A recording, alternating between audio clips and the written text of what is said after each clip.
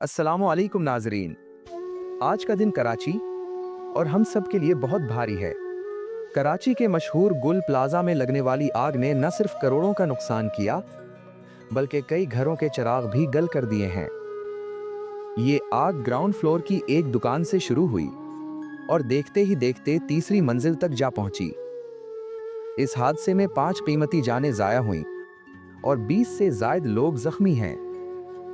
तकरीबन 1200 दुकानदारों का रोजगार इस वक्त खतरे में है, क्योंकि इमारत की हालत इंतहाई नाजुक हो चुकी है। मालो दौलत तो दोबारा आ सकता है, लेकिन इंसानी जान का कोई नेमुल बदल नहीं। इस मुश्किल घड़ी में हमें इन दुकानदारों और मुतासरा खानदानों के लिए दुआ करनी चाहिए। अल्लाह पाक सबका नुकसान पूरा फरमाए और जां बहक होने वालों को जन्नतुल फिरदौस में जगह अता फरमाए। मेरी आप सबसे गुजारिश है कि कमेंट में आमीन जरूर लिखें और इन मुतासरीन के लिए खुसूसी दुआ करें। अनमोल बातें इमदाद हुसैन चैनल की तरफ से।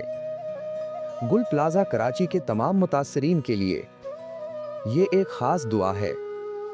या अल्लाह, जां बहक होने वालों की मग़फ़िरत फरमा और जिनका माली नुकसान हुआ है उन्हें अपने गैब के खजानों से अजर अता फरमा।